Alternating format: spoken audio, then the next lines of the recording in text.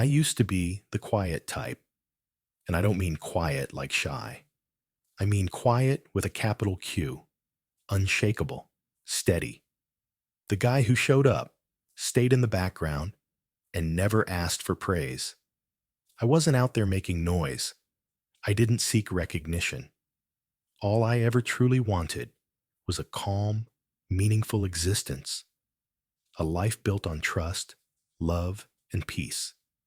And that's exactly what I believed I had: a decent, not too fancy job in IT, a cozy little house I'd poured my heart into, and a college sweetheart I thought would be my forever. Or at least, that's what I was fool enough to believe. Her name was Elena.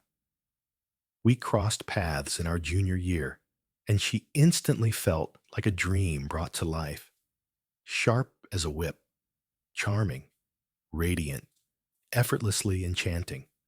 When she turned toward you, it was like time itself bent around her.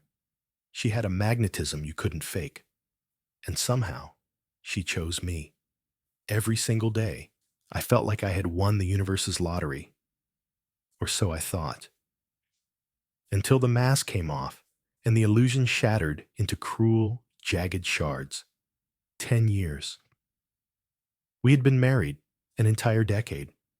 That's 10 years of shared holidays, small gestures of affection, couch cuddles during late-night reruns, and hopes of starting a family that never quite came true. I thought we were building something solid, something real. But underneath it all, rot was festering, and I was the only one who hadn't smelled it yet. It started on a stormy, windswept Thursday. I remember it clearly because I got to leave work early. Our network had crashed from a sudden outage, and I ended up driving home in the middle of a howling blizzard. I walked through the door to a silent house. Elena was showering. Her phone buzzed on the nightstand. I shouldn't have cared. I trusted her blindly. But something primal, something dark and jagged, told me to turn back and look. The text read, "Don't worry, Paul. I'm going to take good care of you, and you can return the favor," police said. Same hotel? At first, I laughed. Spam, I thought, or some bot. But curiosity tugged. So I scrolled, and there they were. Endless exchanges, flirty words, explicit photos, dirty promises, and a name, Jay. My stomach clenched like a fist, but then I checked the number. It rang a bell. I saved it, cross-checked with my contacts. It was my brother, Jake. I froze, my whole world imploding in slow motion. Jake, my little brother. The brat who used to steal my toys and laugh about it. The one my mom used to call the golden boy. The born charmer. The can-do-anything kid. I was the one always called too safe, too settled. This question mark. This was the ultimate betrayal. And Elena, the woman I trusted with my soul, had been living a double life, sleeping with him, laughing behind my back. When she came out of the shower, I was waiting. Her phone in my hand. I didn't scream. I didn't cry. I simply asked, voice calm but deadly, "Who's Jay?" She froze, met my eyes. We didn't need words. The silence screamed everything. I, I can, she tried to begin, her voice shaking barely above a whisper. But I didn't want explanations, not her lies, not another layer of poison. I turned and left, got in my car, and just drove. No destination, no thought. Finally, I pulled up to my mother's house. I walked in, soaked to the bone, my body trembling with rage and heartbreak. She looked surprised to see me. I spilled everything about Elena, the texts, the affair with Jake. But instead of horror or concern, her reaction chilled me. No gasp. No, "Are you okay?" She just looked at me and said, matter of fact, I always had a hunch they had something going on. I blinked. "What?" "I'm not saying it's right," she said, sipping her tea. But Elena always struck me as someone who wanted more, someone driven. You've always just been comfortable, too comfortable. My chest squeezed. My own mother, the woman who raised me, knew for years.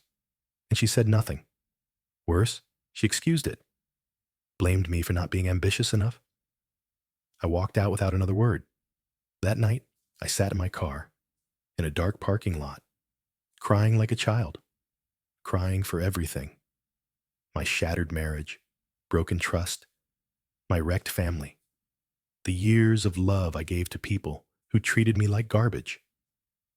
But when the tears ran dry, something else took their place. A cold, unshakable resolve.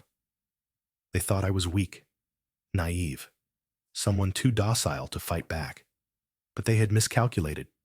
The next morning, I called in sick, sat at my desk, stared at my screen, and began crafting a plan, not out of rage, but with ruthless, surgical precision. I wasn't going to vanish quietly. I was going to dismantle everything they'd built on lies. First, I hired a private investigator, gave him everything. Names, dates, call logs, addresses. I wanted the works, not just proof. I wanted ironclad, court-grade evidence. Then I installed cameras around the house, discreet, crystal clear. I knew they'd eventually fall back into their old routine. Cheaters always do. A week later, after faking a heart-to-heart and reconciliation with Elena, my patience paid off. Footage of her and Jake in our bed, mocking me, laughing at how clueless I was, gloating about how she'd have everything once the house legally became hers. She was biding time, pretending to save the marriage, so she could strip me of my home, my savings, my life. But now I had the truth, and in our 10th year, I executed my masterstroke. I hosted a grand dinner party. Everyone came. Elena's parents, Jake, my mother, even 2 of Elena's corporate bosses. They thought it was an anniversary celebration.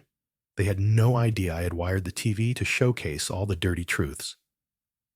After dessert, I stood up, raised my glass.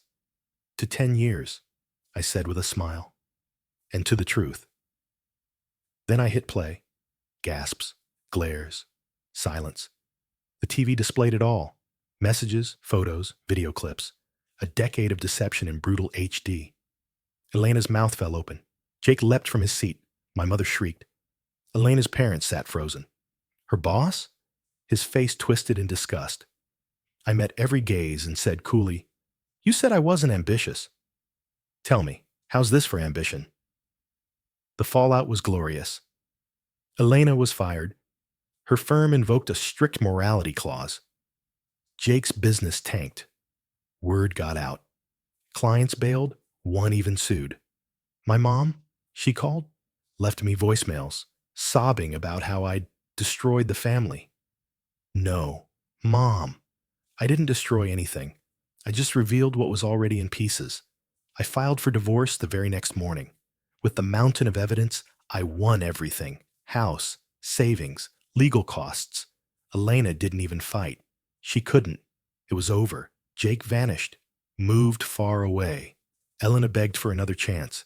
I gave her nothing. As for my mother, haven't seen her since. Now I live across the country. New apartment, new job, quiet, peaceful. Sometimes people ask if I have regrets. I don't. Not one. Because here's what I learned.